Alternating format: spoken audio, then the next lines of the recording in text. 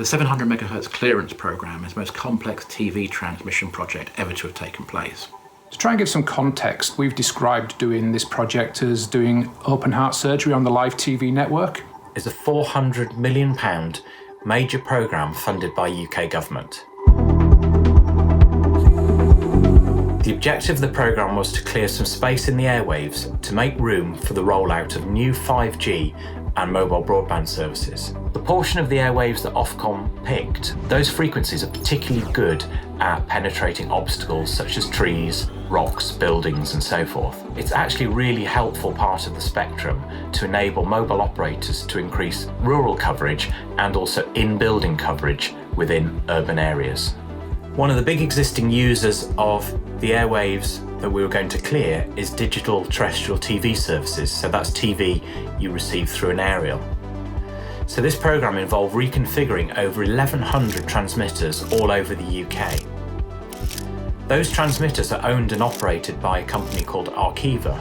They were a key partner in the programme, providing the engineering services to do that work.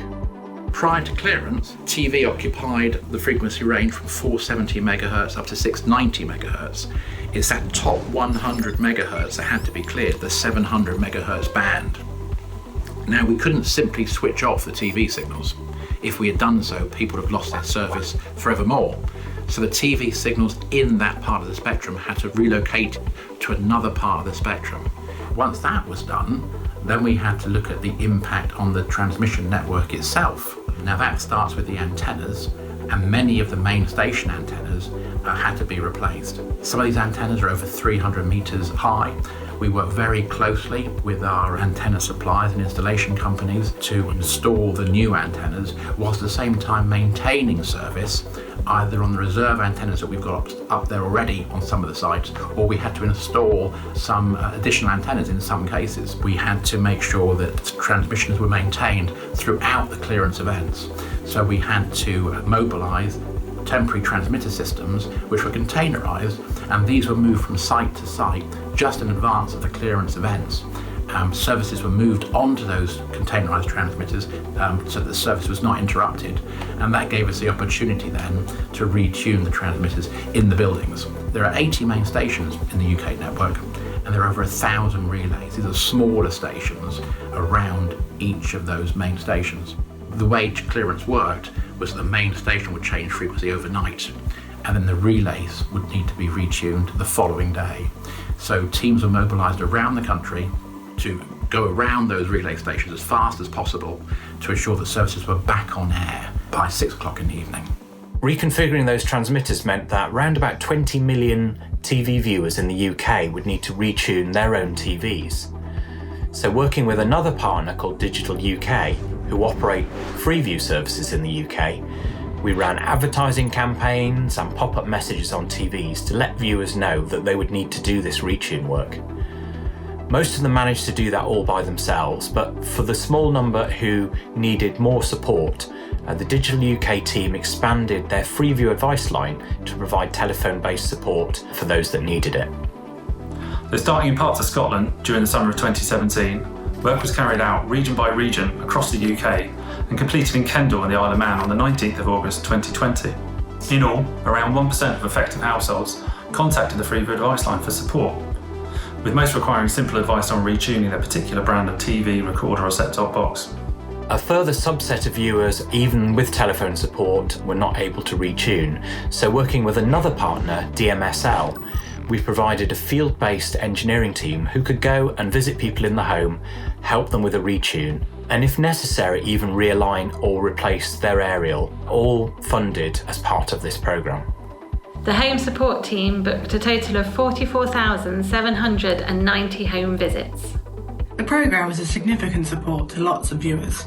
Some of the viewers who contacted us, particularly older viewers and those who may stay at home more, really rely on their television as a source of information and comfort.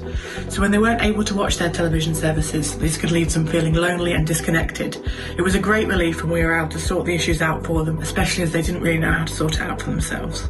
One case, where we helped a particularly vulnerable viewer who was shielding at the time, took place in heavy rain. We called her and explained we would do everything possible from outside the property to prevent us having to enter. We noticed that there was a splitter on the outside wall, so this was also changed.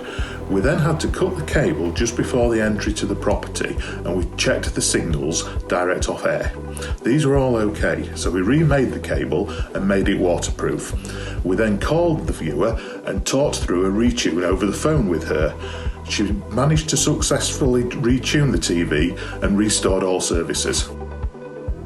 It also affected PMSE, that's Programme Makers and Special Events, wireless microphones, used in theatre, in film production, in outside broadcasts.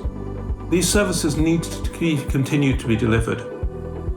We put in place a scheme to give grants to enable the changes to be made, because it was quite an expensive programme. The PMSE funding scheme processed 22,000 pieces of equipment from 287 claimants and paid out close to 26 million in grants. The smallest grant was £200, that was to a church, and the highest was 6.7 million to a major hiring company that looks after a lot of the theatres in London.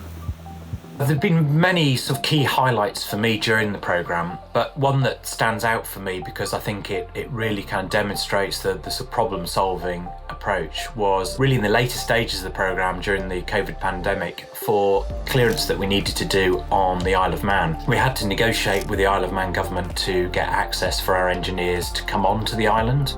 They made it clear that those engineers couldn't visit restaurants, they couldn't go and buy groceries. We managed to find a suitable accommodation for them, but in order for those engineers to be able to sort of eat when they were out on site during the day, we had to find accommodation that was prepared to make packed lunches for the engineers.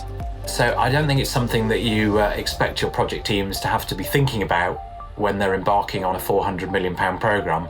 Lots of things that made the programme really difficult. We had challenges with bad weather, which prevented engineers working on masts. We had moorland fires at one point, which slowed us down. And of course, in the latter stages of the programme, the COVID pandemic. So there were lots of things that made this a very difficult programme.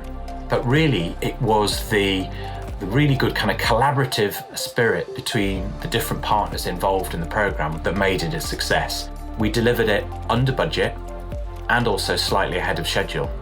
It comes down to people. It's always about people in terms of how we deliver engagement, collaboration, communication, the will to want to do things. There are times when people have had to go to site on a Friday because they knew a storm was coming, and they've actively gone to site on the Friday even though they don't need to be there till Tuesday. And so people have really gone the extra mile on this project. They've bought into its philosophy, bought into the objectives, and really wanted to deliver on behalf of the government to try and get the 700 spectrum cleared. If you think about the huge amount of engineering that was involved, it's really amazing that we've been running perhaps one of the biggest infrastructure programmes in the UK at this time, and hardly anyone was aware that we were doing it. So I think that in itself is a major achievement, and credit to all of the teams that were involved.